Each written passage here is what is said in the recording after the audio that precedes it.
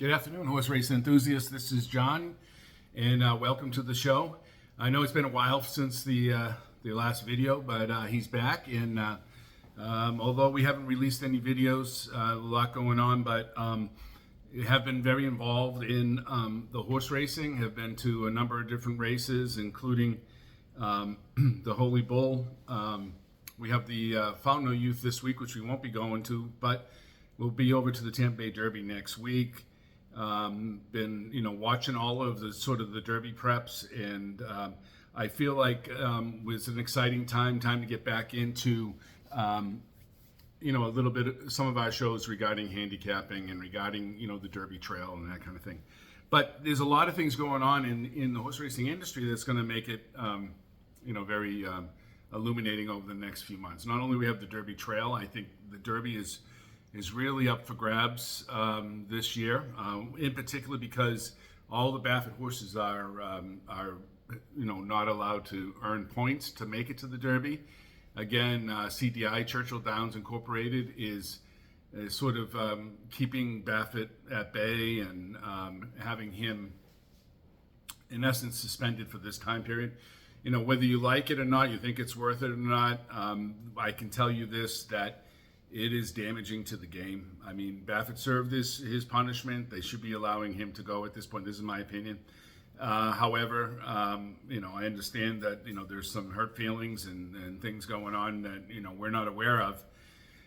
But what happens is, we have, in essence, a Kentucky Derby and a Triple Crown Trail that will have an asterisk next to it. And why is that? Well, I think by all reports and ISOs out on the West Coast, Baffert trained horse is the best right now, and has 0 points, and will be running at the Preakness. So congratulations, Churchill Downs. You've made the Kentucky Derby less important, and by virtue of that, made the Preakness more important. So here we go. Let's root for him in the Preakness. But prior to that, we have the Derby Trail and a lot of horses. It's up for grabs. There's going to be some money to be made here.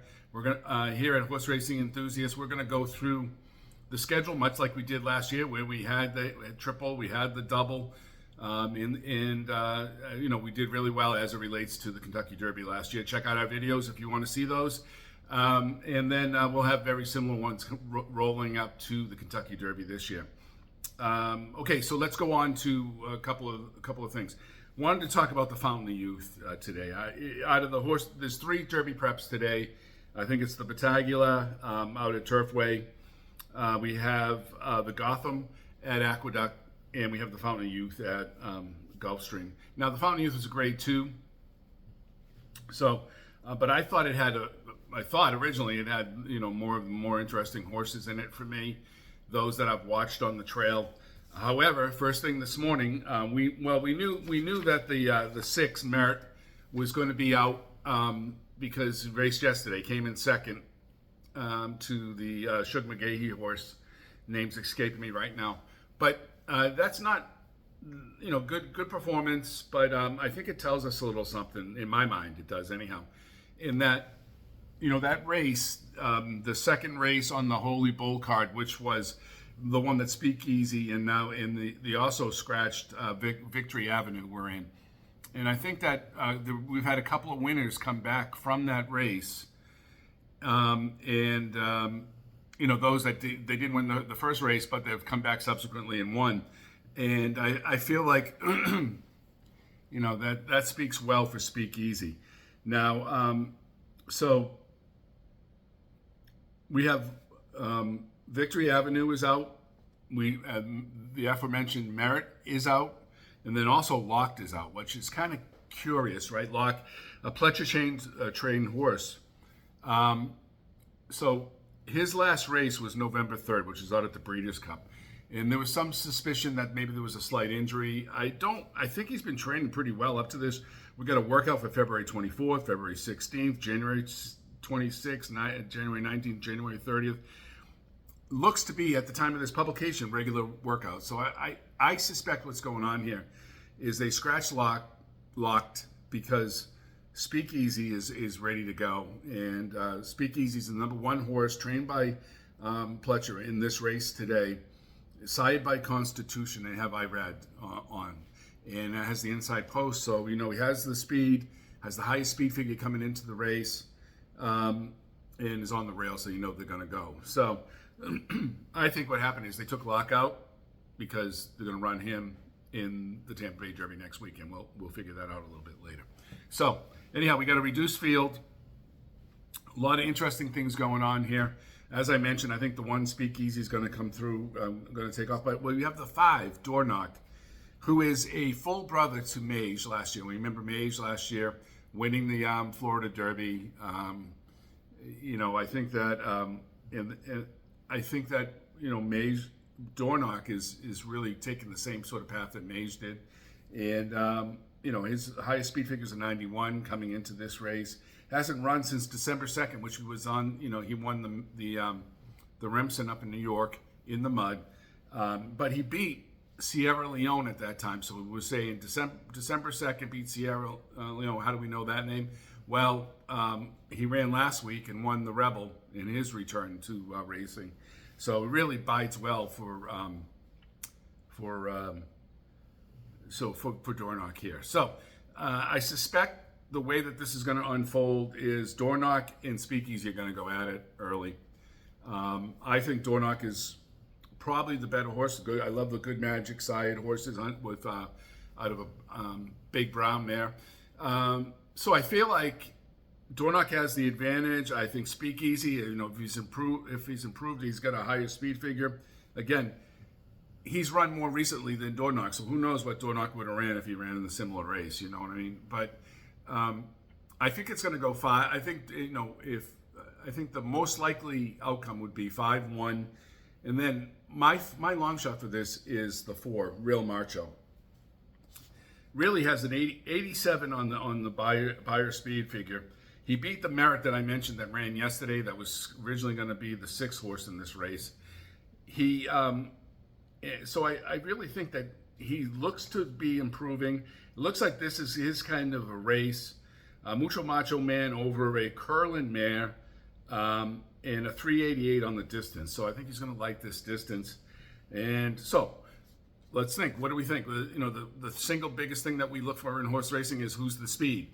And are they going to be able to get the uncontended controlling speed? And possibly. But it's going to be between Dornoch, the 5, or the 1 Speakeasy.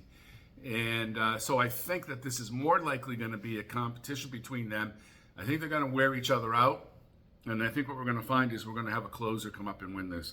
And my money is going to be on a win bet for the number 4, Real Macho. So I think that's a very interesting race.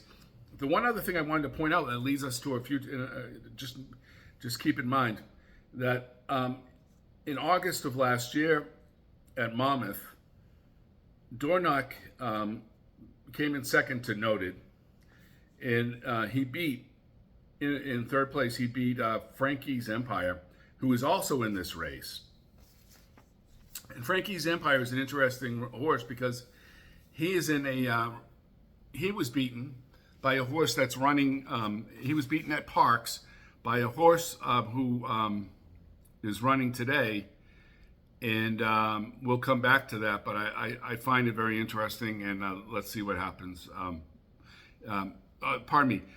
Frankie's Empire, Maximus, it's a Maximus Mischief-Cove, Meritus, came in third behind Frankie's Empire in that race. So the reason I mention it is Frankie's Empire has a shot. He's a little light on the, did well in the Swale, came in first. Little light on the speed figures, but maybe he's matured. It was the February 3rd, so not that long ago. But if he does do well here, it really bides well for Maximus Meritus and or the corollary to that. So let's keep that in mind. I believe the race that goes off first is at 5:36. The 10th race at Aqueduct, the Gotham goes up, and if Maximus Meritus performs well in this race, it really speaks well of Frankie's Empire. And maybe what we look at is, instead of the 4 as a long shot, closer kind of long shot kick, we look at Frankie's Empire. So, but right now, what I'm going to do is I'm going to do a daily double starting in the 13th race with the 3. I like the 3. I won't get into the details why, but that's a horse that I like there. And with the 5 here, so that will probably be somewhere in the neighborhood of a $10 daily double. Those are the 5 being the most likely in my mind to win the Fountain of Youth, and the 3 from the previous race. And then in the race itself, the Fountain of Youth, I'm going to take another $10 win bet on the 4, currently 8-1, but I think probably we'll ride up a little bit, and we'll see if we get lucky on that one. So that's a good. So let's jump right to the Aqueduct card.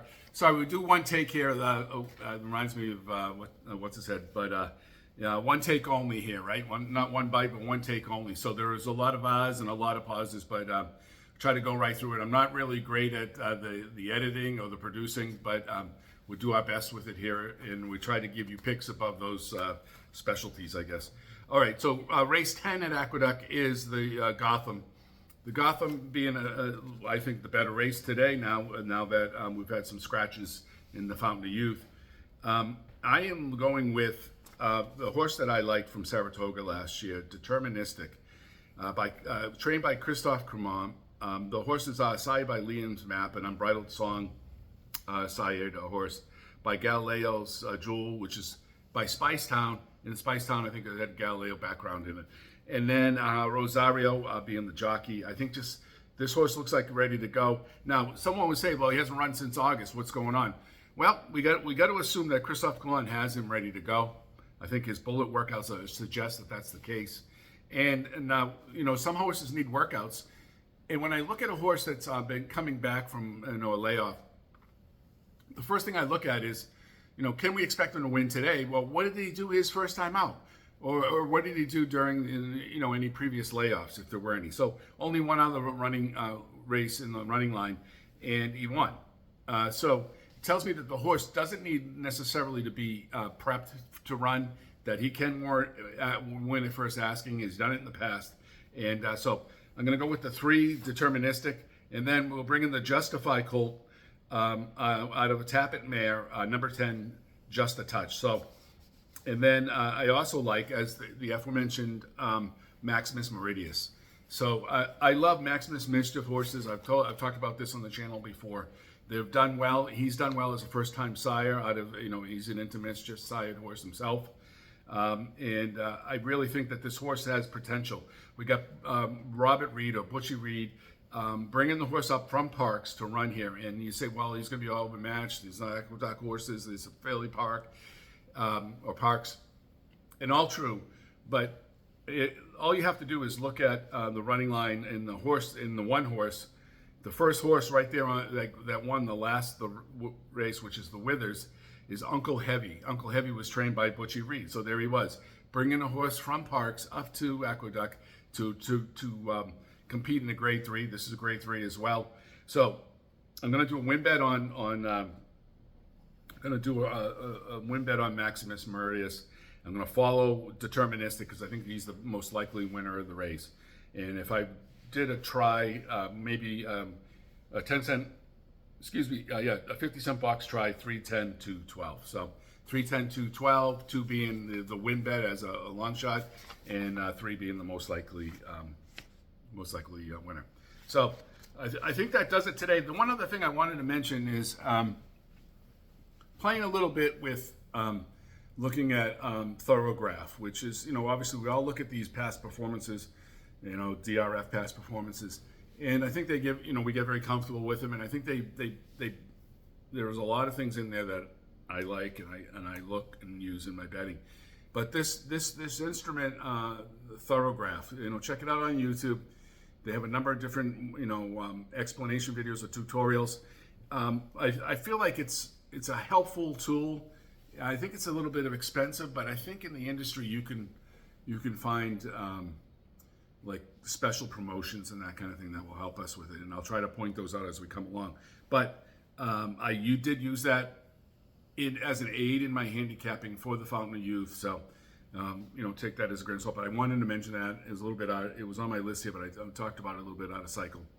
So, but at any rate, good racing today. I will go ahead and put the bets that remain at Fountain of Youth out in the comments section. I don't have necessarily any long shot bets, but to the extent that I identified those in my handicap, and I'll throw those in real quick.